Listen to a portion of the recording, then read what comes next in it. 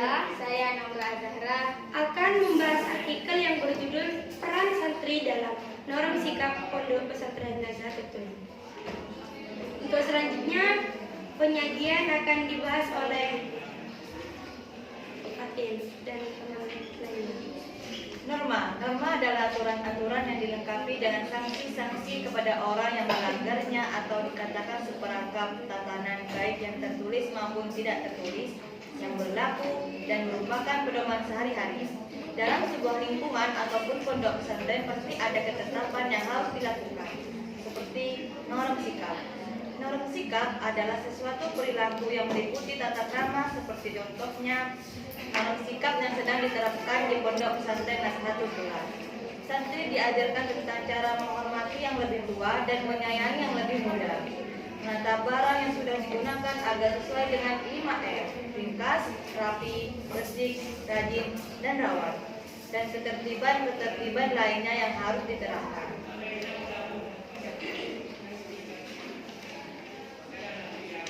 Di pondok pesantren Nahdlatul Ulama pastinya ada norma yang berhubungan dengan keseharian, kegiatan dan ketentuan yang harus dilakukan agar menjadi kebiasaan, seperti berbahasa Madura halus, berafirmasi positif kepada sesama, tata cara lewat atau berpapasan ketika ajak keluarga dulu, ustaz, kakek kelas, maupun adik kelas, menata tanda dengan baik dan benar, tidak menyebarkan berita yang tidak valid atau hoax, mendengarkan teman ketika presentasi, memilih sampah yang berjarak 5 meter, mendengarkan guru ketika menjelaskan materi.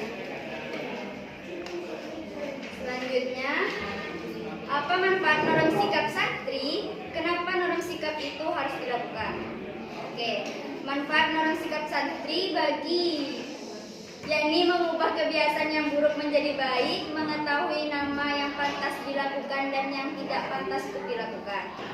Norm santri sangat penting bagi kehidupan sekarang maupun kehidupan yang akan datang, karena norm sikap santri di pondok pesantren Nahdlatul Ulama bukan hanya tentang etika, tata krama maupun keagamannya, tetapi juga melingkupi tentang kehidupan dan bagaimana cara kita bisa menghargai, menjaga dan saling menghormati satu sama lainnya.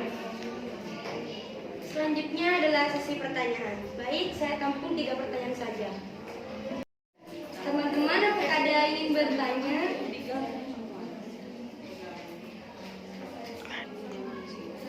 Saya ingin bertanya, bagaimana jika tidak ada norm sikap di pondok Nahdlatul Ulama?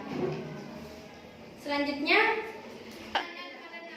Saya ingin bertanya, saya dari kelompok 5 ingin bertanya apakah boleh saya memanggil lo gue kepada teman dan apakah itu termasuk norm sikap? selanjutnya, Saya perwakilan dari kelompok 3 ingin bertanya bagaimana caranya berjalan di depan ustadzah. oke, terima kasih. Baik, pertanyaan yang pertama, bagaimana jika tidak ada norm sikap di Nata? Saya akan menjawab pertanyaan itu. Mungkin kita tidak dapat mengubah kebiasaan yang buruk menjadi yang baik dan tidak dapat mengetahui mana yang pantas dilakukan dan mana yang tidak pantas untuk dilakukan. Baik, pertanyaan kedua, apakah boleh saya memanggil lo gue kepada teman dan apakah itu termasuk norm sikap?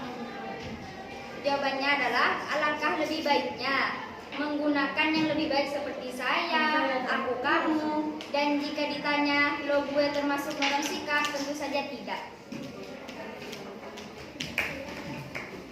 Baik, pertanyaan yang ketiga adalah bagaimana caranya berjalan di depan ustaz? Mungkin bisa dipraktekkan, yaitu menunduk dan diam sejenak. Contohnya seperti ini.